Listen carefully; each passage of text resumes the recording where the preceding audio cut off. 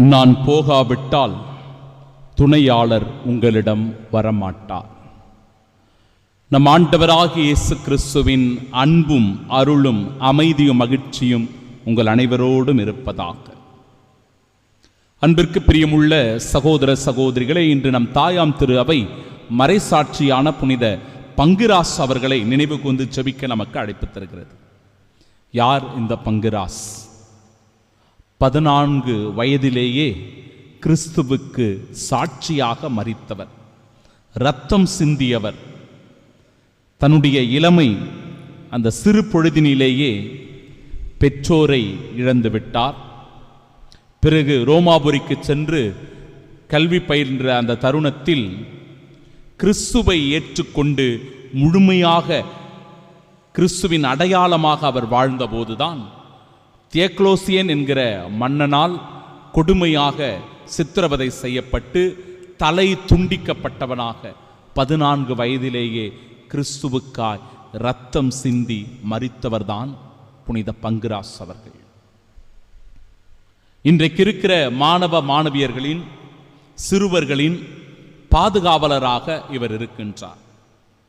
அன்பு சகோதர சகோதரிகளே, இன்றைய நாளினுடைய முதல் வாசகத்தில் ஆண்டவராகிய இயேசு கிறிஸ்துவின் மீது கொள்ளுகிற நம்பிக்கையினால் நாமும் நம் வீட்டாரும் மீட்படைவோம் என்பதை அறுதியிட்டு சொல்லுகிறது இறைவார்த்தை. பவுலும் சீலாவும் இந்த நற்செய்தியை அறிவிக்கின்ற போது அங்கிருந்த யூத சங்கத்தார் அவர்களை கொடுமையாக சித்திரவதை செய்கிறார்கள். பொதுவிலையிலேயே அடித்து துன்புறுத்துகிறார்கள். சிறைக்கு கொண்டு போய் அவரை அடைத்து உச்சிறைக்குள் தள்ளி சங்கிலியினால் கட்டி வைக்கிறார்கள்.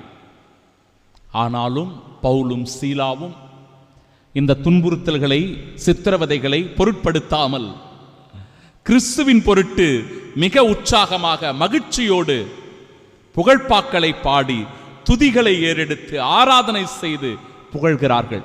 நடு இரவில் அவர்களின் ஆராதனையின் போது பிரியமானவர்களே, அந்த இடத்தில் ஒரு பெரிய நிலநடுக்கம் ஏற்பட்டு பூமி குலுங்கி சிறை கதவுகள் எல்லாம் உடைக்கப்படுகின்றன. சங்கிலிகள் எல்லாம் கட்டப்பட்டிருந்த அந்த சங்கிலிகள் எல்லாம் அருந்து போகின்றன. அப்பொழுது அங்கு காவல் காத்து கொண்டிருந்தவர்கள் அச்சம் மிகுந்தவர்களாய் இவர்கள் எல்லோரும் தப்பி ஓடிவிட்டார்கள் என்று நினைத்த தருணத்தில் தான் பவுலும் சீலாவும் அங்கேயே நின்று கொண்டிருந்தார். அப்பொழுது அவர் அந்த காவலர் அந்த இடத்தில் வந்து, ஐயா, நீங்கள் உண்மையிலேயே ஒரு இறைவனுடைய சாயலாக இருக்கின்றீர்கள். அப்படி என்றால் நாங்களும் கூட அந்த இறைமையில் பங்கு பெறும் பொருட்டு என்ன செய்ய வேண்டும் என்று கேட்கிற போது பவுலும் சீலாவும் சொல்லுகிறார்கள், ஆண்டவர் இயேசு கிறிஸ்துவின் மீது முழுமையான நம்பிக்கை கொள்ளுங்கள், நீங்களும் உங்கள் வீட்டாரும் திருமுழுக்கு பெறுங்கள், அப்பொழுது நீங்கள் மீட்படைவீர்கள் என்கிற மகத்துவமான மறை உண்மையை அவர்களுக்கு வெளிப்படுத்துகிறார் பவுலும் சீலாவும்.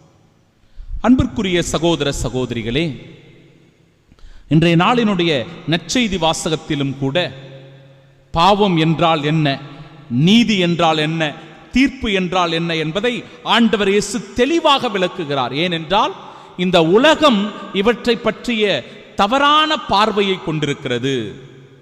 இந்த உலகம் கொண்டிருக்கிற கருத்து தவறானது என்பதை சுட்டிக்காட்டி எது உண்மையான பாவம், எது உண்மையான நீதி, எது தீர்ப்பு என்பதை அழகாக சொல்லுகிறது நற்செய்தி வாசகம். ஒரு வேடன் ஒருவன் இருந்தான். அந்த வேடன் காட்டுக்கு சென்று மிருகங்களை வேட்டையாடி அதன் வழியாக தன் பிழைப்பை நடத்தி வந்தான். அப்படியாக ஒரு முறை அவன் ஒரு கரடியை பிடிக்க வேண்டும் என்று நினைத்து ஒரு கூர்மையான கத்தி ஒன்றை வைத்து ஒரு மரத்தில் அந்த கத்தியை நட்டு வச்சு அந்த கத்தி முழுவதும் தேனை தடவி வைத்திருந்தான். தேனால் அந்த கத்தி முழுவதும் தடவப்பட்டிருந்தது. அந்த தேன் அந்த இடம் முழுவதும் சிந்தி இருந்தது. கரடிக்கு தேன் மிகவும் பிடித்தமானதாக இருந்ததனால் அந்த தேன் கரடி அந்த இடத்திலே வந்து அந்த தேனை சுவை ஆரம்பித்தது. அது அவ்வாறு செய்து கொண்டிருந்த அந்த தருணத்திலே, தேனை உண்டு கொண்டிருந்த அந்த தருணத்தில் அதனுடைய நாக்கு அந்த கத்தியின் மீது பட ஆரம்பித்தது. அந்த கத்தியின் மீது பட்ட உடனே நிச்சயமாக ரத்தம் வடிந்திருக்க வேண்டும் இல்லையா? இந்த கரடி என்ன நினைத்ததாம், அந்த தேனுடைய சுவை அதிகரிக்கிறது என்று நினைத்து இன்னும் அதிகமாக அந்த கத்தி தருகின்ற வேதனையை அது உணராமல் தேனினுடைய சுவை என்று நினைத்து அதை தொடர்ந்து தன் நாவால் சுவைத்துக் கொண்டிருந்தது. அன்பிற்குரியவர்களே, அது செய்ய செய்ய அதனுடைய நாவிலிருந்து ரத்தம் வடியத் தொடங்கியது. முழுவதுமாக அந்த ரத்தம் வடிந்து வடிந்து வடிந்து ஒரு கட்டத்தில் இந்த கரடி அப்படியே அந்த இடத்திலேயே மாய்ந்து போனதாம். வேடனுக்கு சரியான வேட்டை கிடைத்தது. இதிலிருந்து நாம் என்ன தெரிந்து கொள்ளுகிறோம் என்றால், சில நேரங்களில் நாமும் கூட இப்படிதான் நமக்கு கண்ணி வைத்திருக்கிறார்கள் என்று தெரியாமல் சென்று அதிலே அகப்பட்டு கொள்ளுகிறோம். தெரியாமலேயே சென்று பல நேரங்களில் அதில் நாம் மூழ்கி விடுகிறோம். உதாரணத்திற்கு இன்றைக்கு இருக்கின்ற வாட்ஸ்அப், ரீல்ஸ், ஷார்ட்ஸ், இன்றைக்கு நாம் பார்க்கின்ற இன்ஸ்டாகிராம், இதில் எல்லாம் நம்மையே அறியாமல் நாம் நம்முடைய நேரத்தை செலவிட ஆரம்பிக்கிறோம். அது நம்மை கொஞ்சம் கொஞ்சமாக தின்று கொண்டிருக்கிறது. அதை அறியாமல், அதை உணராமல் நம்மை அதில் முழுவதுமாக இணைத்து கொண்டு நேரத்தை விரயமாக்கி கொண்டிருக்கிறோம்.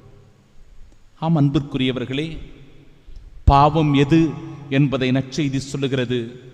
பாவம் என்பது இயேசு கிறிஸ்துவை நம்பாத மனநிலை, அவரை ஏற்றுக்கொள்ளாத மனநிலை. இயேசு கிறிஸ்து எனக்காக பாடுபட்டார், ரத்தம் சிந்தினார், உயிரை கொடுத்தார் என்று ஏற்றுக்கொள்ளாத ஒரு மனநிலையை குறிக்கிறது. எது நீதி என்றால், ஆண்டவர் இயேசு உயிர்த்தெழுந்து ஆண்டவரின் வலப்பக்கத்தில் அமர்ந்தார் என்கிற நீதி. எது தீர்ப்பு என்றால்,